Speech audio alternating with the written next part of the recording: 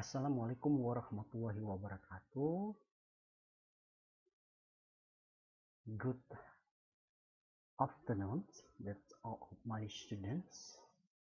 For this meeting, that Osni wants to explain about the linguistics.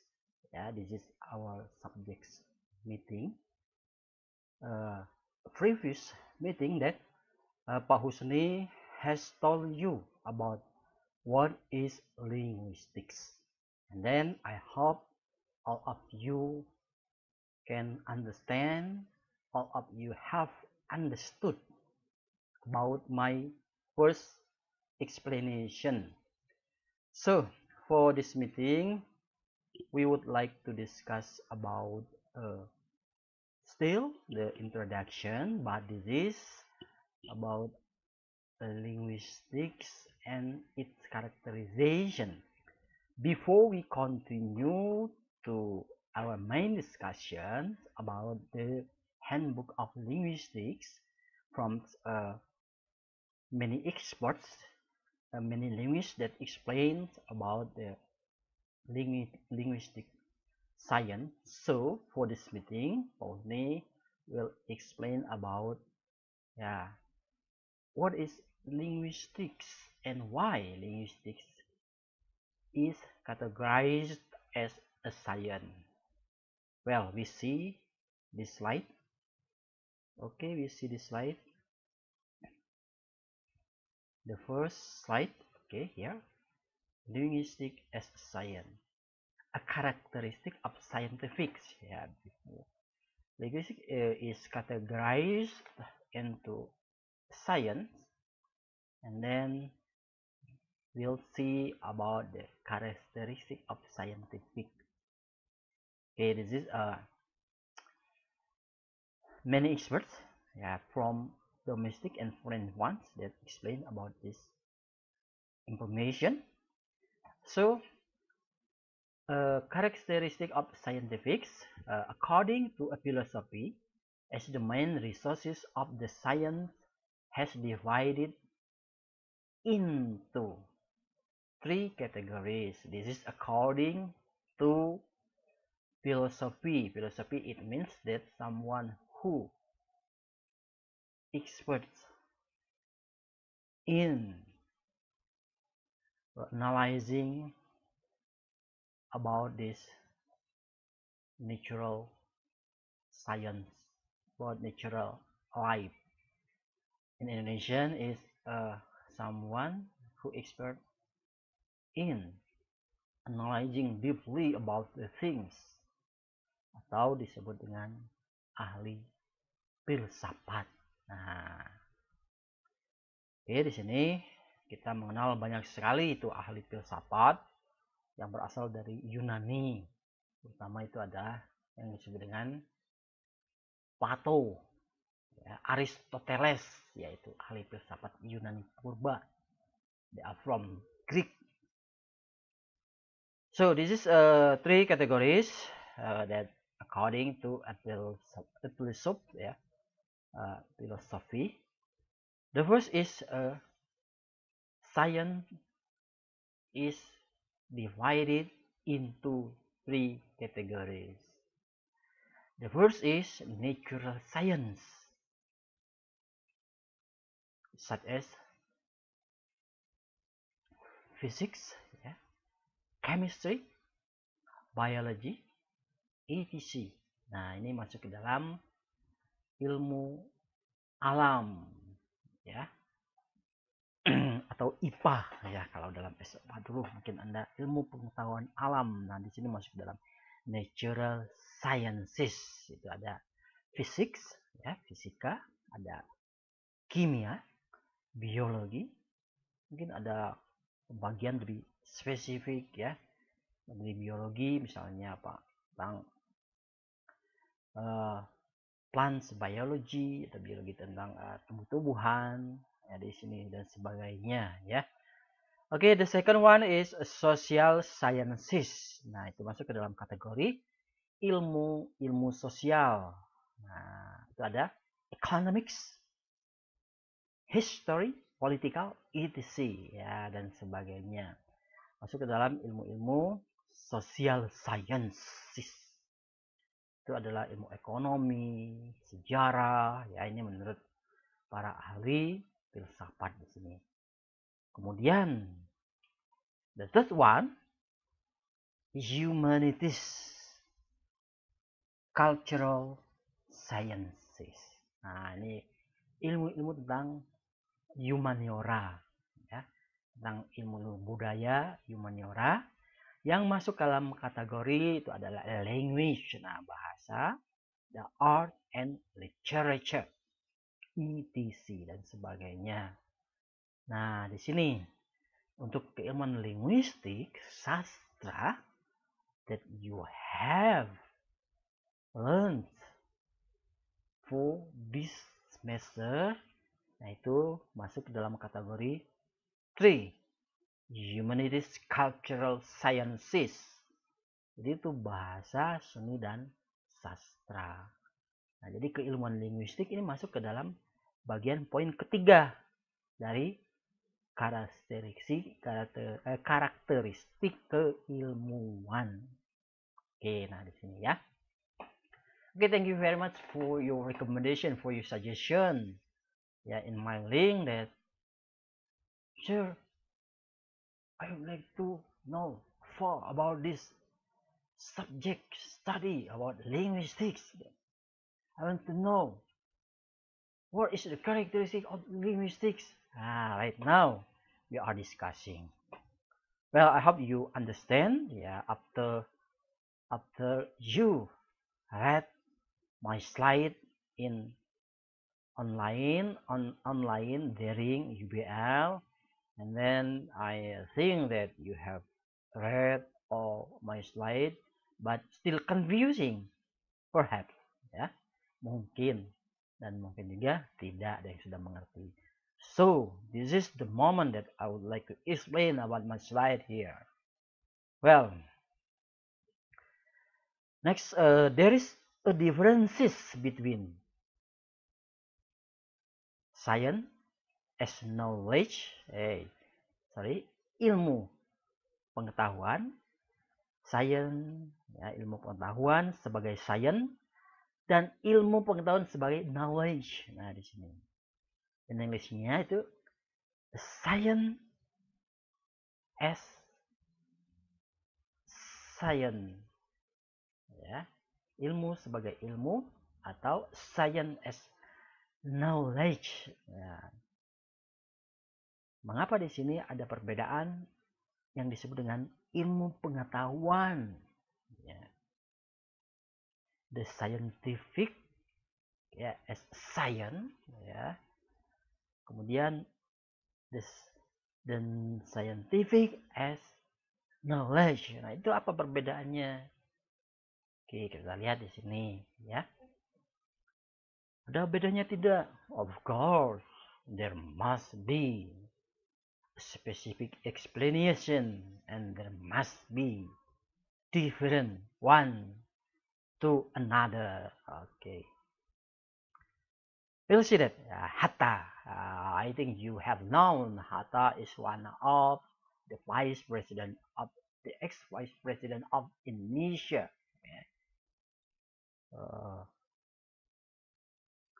Hatta said that, yeah, beside the vice president, Hatta, yeah, he is as a linguist, ya, seorang ahli bahasa juga.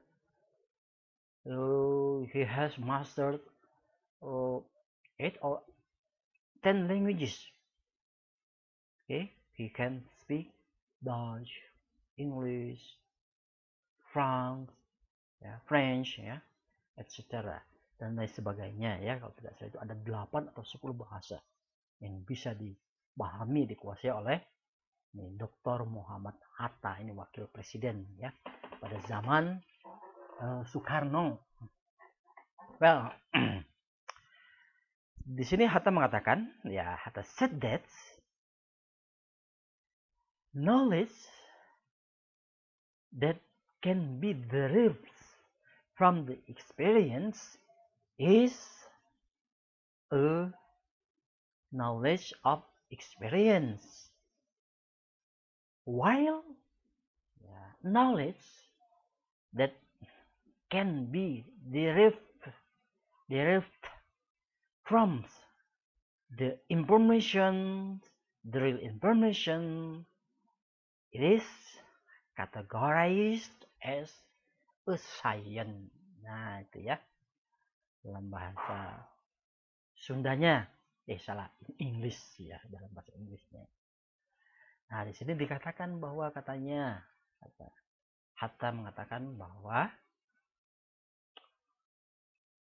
pengetahuan yang didapat dari pengalaman adalah pengetahuan pengalaman. Nah, itu perbedaannya tadi.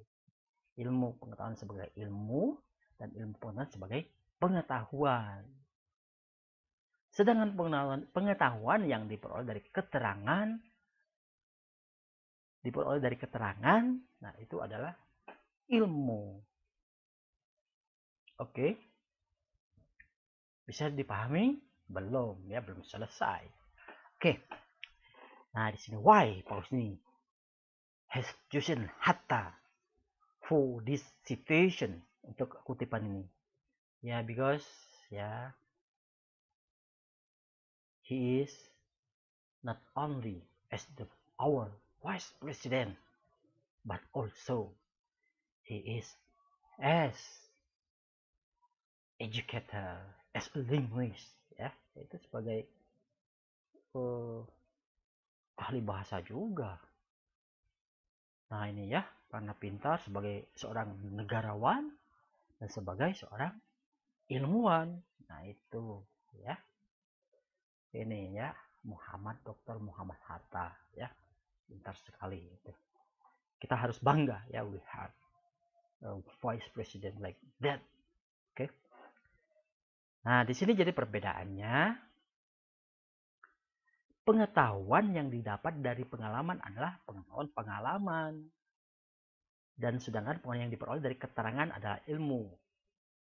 Oke, I'll give an example. That's pengetahuan that there is from experience. Ya. Jadi pengetahuan yang didapat dari pengalaman, misalnya take for example that. Ya.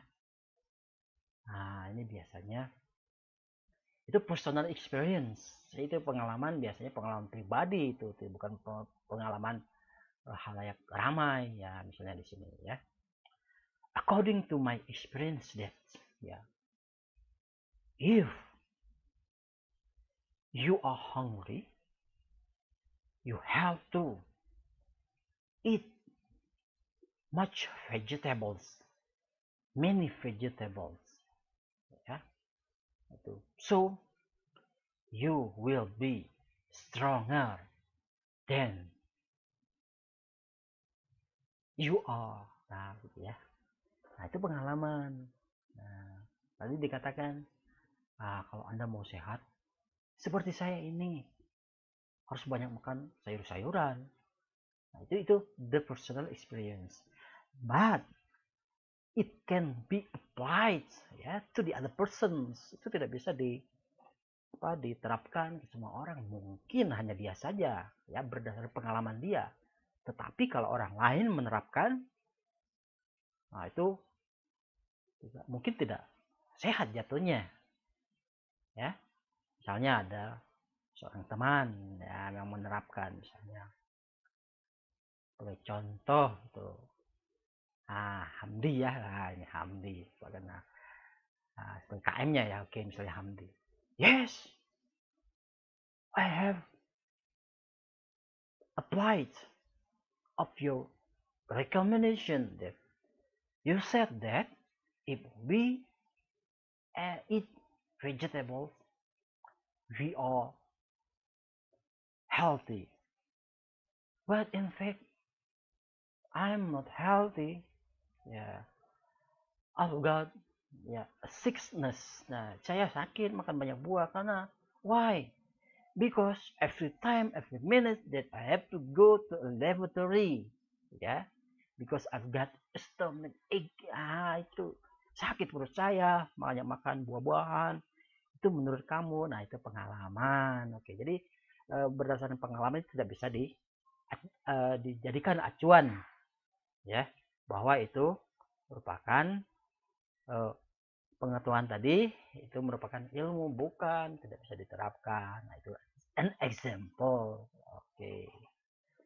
Oke, the second example then. Sedangkan pengetahuan yang diperoleh dari keterangan adalah ilmu. Nah, jadi keterangan itu disebut ilmu. Why? Ya, because, ya, for example, ya. I can speak English very well, so I can improve my speaking ability. If there are many foreigners, specifically abroad, yeah, foreigners, I can speak fluency without stop my speaking. Nah, misalnya itu. Itu dia mengatakan bahwa saya lancar-lancar saja kalau berbicara. Nah, ini. Dia ada temannya bertanya, oh, are you sure that you cannot stop your speaking while facing the foreign tourist? Yes, I'm sure. Nah, dia yakin. Can you give some clues, or can you give your knowledge or science to me? Nah, bisakah dibagi bagaimana caranya, ilmunya? Nah, di sini ya. Well, because that you have to practice and practice every day about your English speaking. Practice by yourself in front of the mirror, and then don't forget, yeah, to look up, to read the vocabulary into the correct order, the right order of phonetic transcription. Nah, itu. Jadi harus berlatih dan berlatih terus begitu. So you will be self-confidence to speak to other person, not only domestic but also foreign one. Nah, begitu. Jadi diberi keterangan berdasarkan misalnya dia mengajarkan bagaimana untuk berlatih. Nah, itu harus belajar setiap hari, ya, baik sendiri maupun, ya, misalnya ada tutor, ya, dan harus banyak untuk membaca yang benar, cara membaca yang benar. Nah, itu, ya. Nah, jadi yang diberikan tadi, pengetahuan yang dibuat itu adalah pengetahuan berdasarkan informasi, berdasarkan ilmu, ya, itu yang dinamakan pengetahuan sebagai ilmu. Okay, I think that is a simple example, ya. Itu contoh dari ya, contoh yang ini yang sederhana begitu, ya. Oke. Ya. Next. Nah, kita lihat di sini. Oke. Kita lihat salah. Belum ke sini ya nanti ya. Nah, kita lihat sains. Nah, ini ya adalah pengetahuan yang disusun, ya. Sains ya dalam bahasa Indonesia seperti ini, ya. Science, ya, tadi seperti ini, science. Nah, itu kalau mau belajar bukan science ya, bukan, ya, nanti kita belajar phonology, how to pronounce into the right one. Nah, itu science. Nah, kalau dalam bahasa Indonesia seperti ini. Sains adalah pengetahuan yang disusun dalam suatu sistem yang berasal dari pengamatan, studi dan pengalaman untuk menentukan hakikat dan prinsip tentang hal yang sedang diteliti. This is according to Montagu. Montagu is one of the linguists that, ya, in 1959, ya, ini tahun 1959, ya, diambil Wypos nih, choose the years, ya, ini karena ini orang-orang ini orang sebagai founding fathers of linguistic, ya, jadi mereka sebagai bapak moyangnya linguistik ya. Kalau yang sekarang-sekarang ini mungkin ya sudah ada penambahan. Dan ini dasar basicnya. Nanti next meeting ya kita untuk keilmuan kita nanti mencari 5 atau 10 tahun yang terakhir yang update ya untuk tentang tadi seperti Handbook of Linguistics. Nah itu dari berbagai macam ilmuwan nanti kita bahas ya. Nah ini kita pemahaman dulu dari what is it? Dari science and linguistic characterizations ya.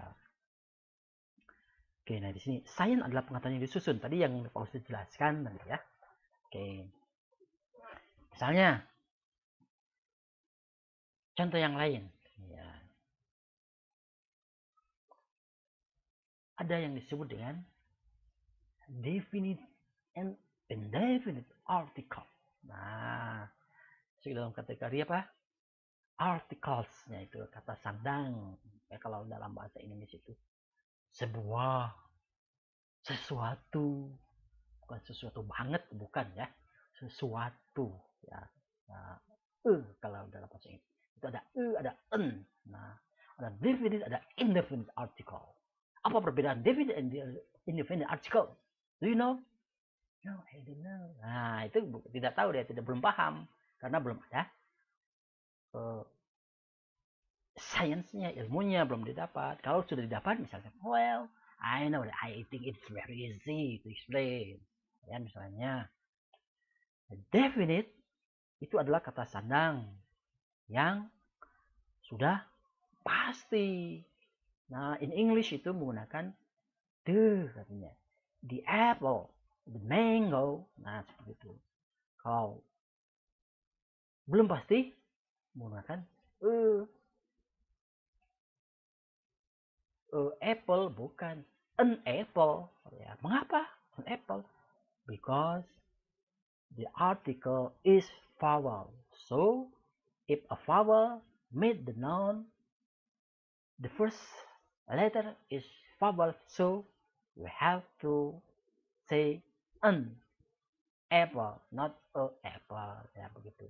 Nah, dari tadi itu contoh misalnya sudah mengetahui sebagai science, jadi ilmu, now science as science ya, science as scientific. Nah, ilmu sebagai ilmu pengetahuan ya.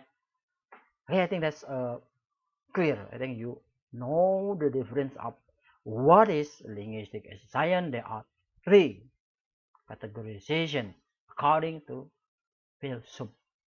philosophy. Okay, next. Nah ini before the expert ya, previous expert yaitu Montagu, Hatta. Nah itu ya. Nah sekarang ini ada lagi ahli dari linguist. Nah di sini ya itu ada Robbins. Oh, dengan karena mendengar you listen Robin, your imagination as a hero of Robin Hood. No ya. Itu it's a different ya, the figure ya. Kalau di situ Robin itu sebagai the actor ya, heroic actor. Nah itu actor ya, sebagai aktor. Nah kalau di sini Robin di sini ya, this is a linguist. Nah, Robin Francis ya, and Crystal. Nah, bukan kristal batu yang persis, tapi this is the name of the person. This is the name of the linguist ya. Okay, 3 linguists here. They explain that there are 3 characteristic of linguistic science. Nah, itu ada 3 katanya. Linguistic science. Apa saja coba? Nah, tadi berbeda itu ya. Jadi menurut siapa itu? Ahli-ahli filsafat. Sekarang ahli-ahli pahlawan hero. Bukan, ahli-ahli linguis. Ya. Oke. Nah, Robbins, Francis, Crystal ya, dia mengatakan bahwa ada 3 sifat ya, 3 sifat dari keilmuan linguistik. The first one, nah sini the first that explicit. Ya, what is explicit? Ya, explicit kamu harus bicara jangan begitu-begitu dong, ya. Kan eksplisit dong. Ah, itu biasanya kalau misalnya tidak mau menerima misalnya apa penjelasan ya atau berkilah atau tidak mau menerimanya. Kesana kemari, yang eksplisit dong. Nah, kalau di sini apa? Kita lihat menurut tiga serangkai ini ya, tiga serangkai. Robin, Francis, and Krista. Oke, explicit. Nah, di sini ya. The formulations that are that. Aduh, dia semangat sekali bahasanya. Sorry. The formulations ya, misalnya rumusan atau formula. The formulation that others ya into the right order and perfectly, and all of them ya, there is no contradiction, there is not contradiction ya between one to another. Jadi di sini dijelaskan eksplisit itu ya secara rinci, jelas. Jadi tidak yang disusun secara rapi, menyeluruh. Tidak ada pertentangan antara yang satu dengan yang lainnya. Ya. Seperti apa itu eksplisit? Ya, kalau dalam bahasa begini contohnya ya. Nah, kalau misalnya orang Inggris mengatakan ya, Hamadi, please bring me a chair. Nah, itu ada penekanan a chair. Ya. Hamadi. Nah, ini salah. Hamdi ya. Sorry, Hamdi. Hamdi, please bring me a chair. Nah, a chair. Nah, ya. Nah, itu eksplisit ya. Apa yang dibawa di situ? Yang dia minta apa dibawakan adalah itu noun bendanya itu kursi, chair ya. Nah, nanti orang Indonesia mengatakan ya, Asep, tolong bawakan kursi itu. Nah, kan kursi. Indonesia kursi. Ya, dalam bahasa Inggris chair. Kemudian ada lagi because we are in Sunda, nih Sunda culture ya, contohnya dalam bahasa Sunda misalnya. Din, punten, pangnyandakan eta kursi. Nah, ya. Itu ada tiga. There are three languages. The example three languages. The first English. Ya. Dalam bahasa Inggris ada kursi itu disebut dengan chairs. Indonesia kursi. Dalam bahasa Sunda kursi. Bahasa Jawa juga kursi, ya. Nah, jangan diplesetkan kursi itu.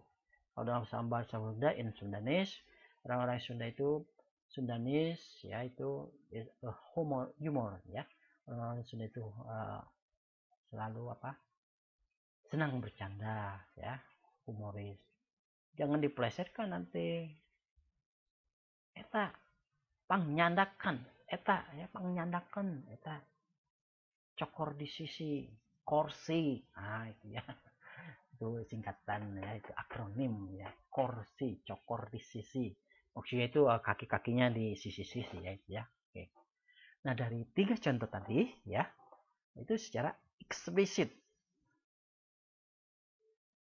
Englishman ya, misalnya native speaker of English, they can understand ya someone who speak in English. But Indonesians they don't understand what is chair. Nah, di sini eksplisit di sini sesuai dengan konteks ucapan yang dituturkan oleh misalnya di sini native speaker.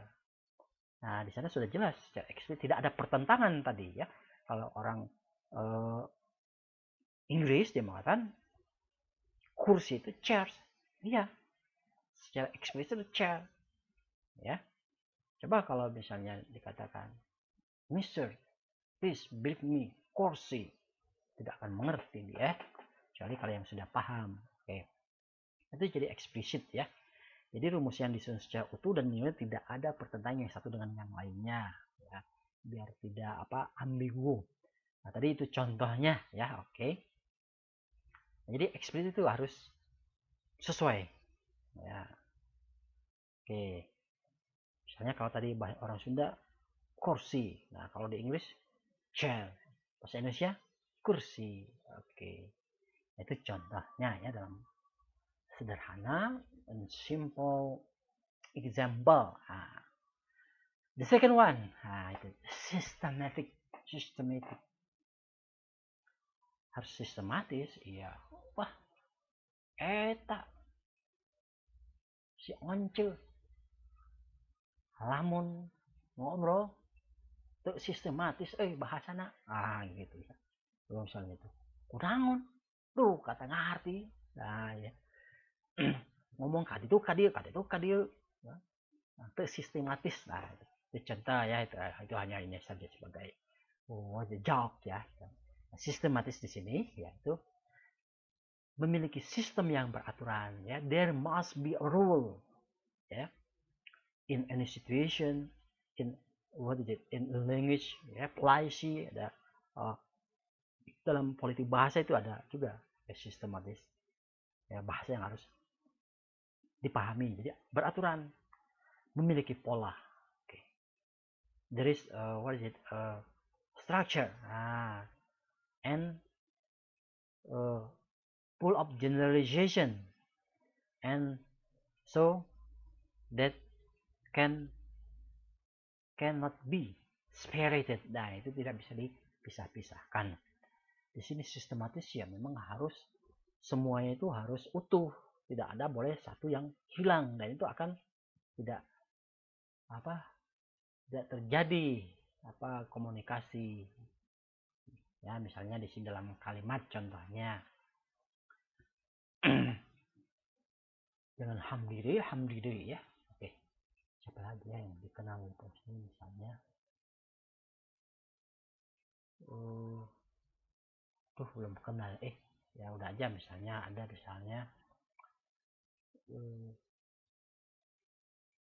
Anissa, ya, Anissa please back. Nah itu ya, bingung itu Anissa tuh, apa maksudnya, what do you mean unback. Nah itu kan tidak sistematis ya, tapi nanti itu dipelajari dalam semantik deh, makna itu ada nanti ilmu, walaupun ada kata-katanya hilang, nanti dipelajari dalam pragmatik ya, nanti masih linguistik. Nah kita ke sini dulu ya, itu sudah terlalu jauh, far away ya. Itu sistem, iya, kalau tidak ada sistem ya tidak akan bisa dipahami ya di sini ya. Kalau misalnya haus, apa itu, tidak mengerti mungkin ya.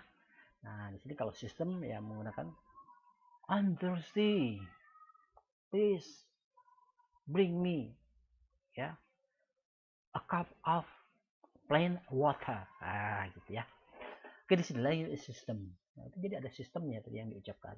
Language consists of some elements or components which arrange regularly and has the certain pattern to form the unity in the sentence. Nah, sini bahasa itu ya terdiri dari berbagai macam elemen, komponen ya, yang tersusun secara teratur, dan ya pasti ada pola ya, pola bentuk ya, yang pola bentuk kalimat yang padan sehingga bisa dipahami.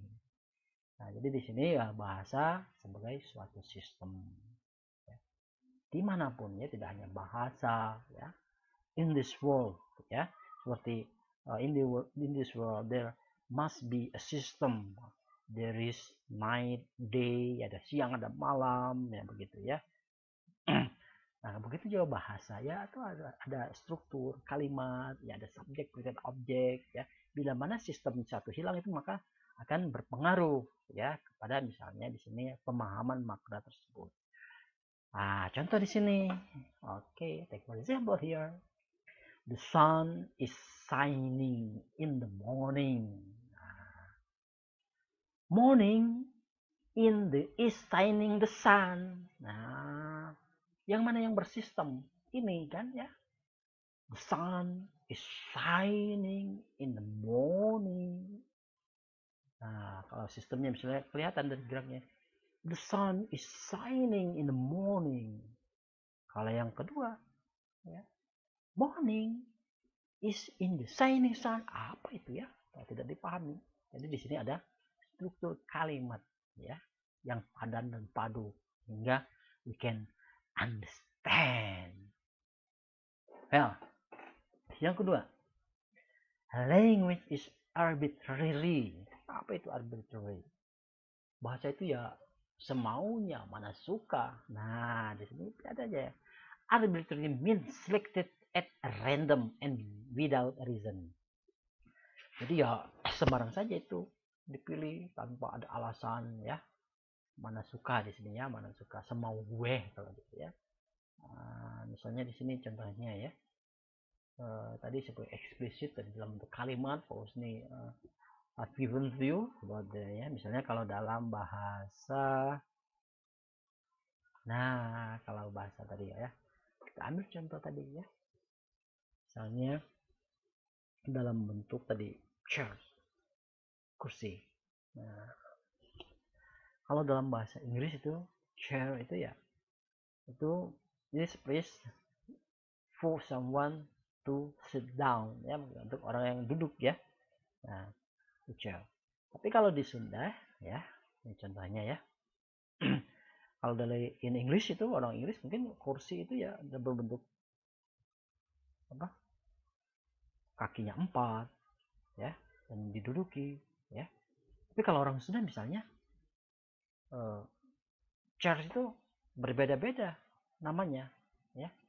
Misalnya kaki 4 untuk misalnya yang ada kaki 4 untuk kuliah duduk itu bisa dikatakan kursi ya.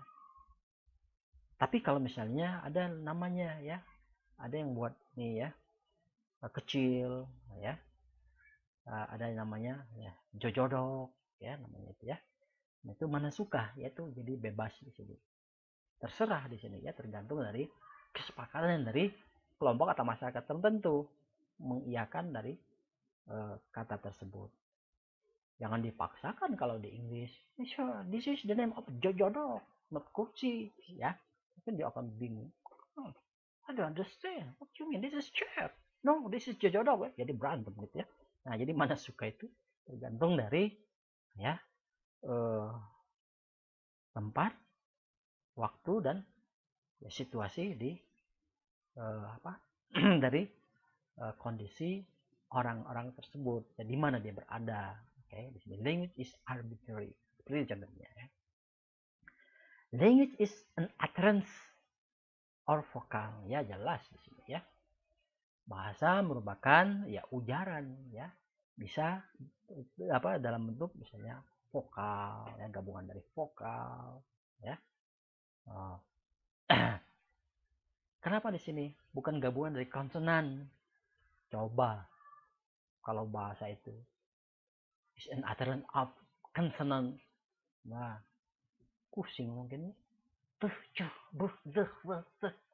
Apa itu ya? Bahasa apa itu? Ya, oke.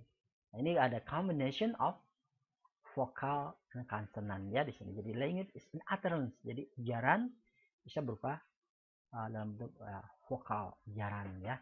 It means that the most important language media is utterance ya, ujaran ya, atau vokal ya di sini ya. Oke, jadi maksudnya sebagian penting dari bahasa itu sebagai media ya untuk berbicara. Oke, next kemudian pada point 2 itu language as a symbol. Nah, jadi bahasa itu juga kadang dianggap sebagai suatu simbol. Ya. Symbol refers to the object. There is a correlation both of them and they are arbitrary. Ya. Jadi simbol itu mengacu kepada objek. Jadi ada kaitan antara simbol dan objek, dan simbol dan objek itu sifatnya itu ya arbitrary, mana suka ya. Oke. Misalnya contohnya itu saya example deh ya, example ya, traffic light. Nah itu kan ada lampu traffic light ya. Nah di situ ada red, green, merah, kuning, hijau, red, yellow, and green. Nah gitu ya. If the symbol of the light is red, it means that you have to stop, don't go. Yeah, if you are riding your motorcycle or car, the red line, yeah, on the traffic light, you must stop. Nah, dia harus stop kalau lampu merah itu ya. Simbol warna merah kalau konteksnya itu di jalan raya itu harus merah, di sana berarti sekali ya. If you are passing away, ya, the red light in the main road, so you will give a punishment from the police officer. Nah, jadi kalau melewati lampu merah Anda terus berjalan, ya itu pelanggaran. Nah, itu kan ada maknanya. Jadi simbol di sini ya, warna merah itu berarti itu tidak boleh berjalan sembarangan. Begitu juga nanti ada kuning, hijau, itu ada arti tersendiri ya. Jadi sini language is a symbol ya. Bisa simbol itu masuk ke dalam kategori bahasa dalam pemaknaannya, atau makanya di situ bahasa atau sebagai simbol ya. Jadi di sini mana suka ya, arbitrary. Nah, take for example ya, misalnya ada lagi misalnya bahasa dalam bentuk simbol, misalnya warna. Why you red and left light of your motorcycle or your car must be yellow one ya. Mengapa itu ya? Misalnya untuk lampu sen itu kiri dan kanan itu harus warnanya kuning, tidak boleh warna biru, warna hijau ya, itu warna-warni. Nah itu tidak boleh, itu sudah ada aturannya ya, sudah berdasarkan itu penelitian oleh orang-orang technician ya, oleh ahli teknik mengatakan bahwa untuk warna kuning lampu itu apa ya itunya namanya, warnanya itu berapa ribu kali itu ya terangnya daripada warna-warna yang lain. Nah, itu alasannya ya menurut penelitian. Itu language as a symbol. Nah, itu contoh tadi ya dari bahasa sebagai simbol. Nah, misalnya contoh lain misalnya, nah itu kan bahasa simbol menandakan bahwa we have to keep silent. Nah itu ya, kalau di sini silent semua ya, melihat mendengarkan ya. Wah, kalau di kelas itu ramai ya. Oke, aduh ini sayang sekali ya, we have to go to our online class ya. Ya karena beginilah, tidak apa-apa lah, it's okay, no problem. Oke, next, kembali lagi ke number 5. Language is humanity. Nah, apa itu? Ya, bahasa itu ya memang digunakan atau untuk berkomunikasi sama-sama ya, itu sesama ya manusia ya. Human is the creation of God that can use language as oral and written. Nah, ya. Jadi bahasa ini ya humanistik ya, digunakan oleh ya manusia baik secara lisan maupun tulisan ya. Jadi keduanya itu complete each other. Nah, misalnya ya, if you are misalnya in Papua ya, or in Bali, okay, I think you don't have to make a call. I think just give a message ya, shoot message, writing on your WhatsApp ya, itu sudah bisa berkomunikasi. Itu is humanistic language, is humanistic. Okay, the last one. This is the core of the characterization of the language. Apa itu? What is it? Language ya di sini. Language ya. Ini dikatakan language is a communication. Bahasa itu adalah alat untuk berkomunikasi. Language has important function as communication media and interaction. Jelas sekali. Tanpa ada bahasa dan kita tidak bisa menggunakan bahasa, tidak akan terjalin komunikasi. Ya, apakah harus menggunakan body language? Ya tidak mungkin. Itu kadang sekali-sekali saja. Ya. Oke, di sini jadi language has important function. Fungsi yang penting dari bahasa itu adalah untuk melakukan interaksi sebagai media komunikasi dan berinteraksi one to another. Ya, oke, I think that all of you, I wish that you can understand my lesson here, my easiest lesson, I think. Yeah. Okay. Well, without realizing that time has gone by, ya, time has gone way.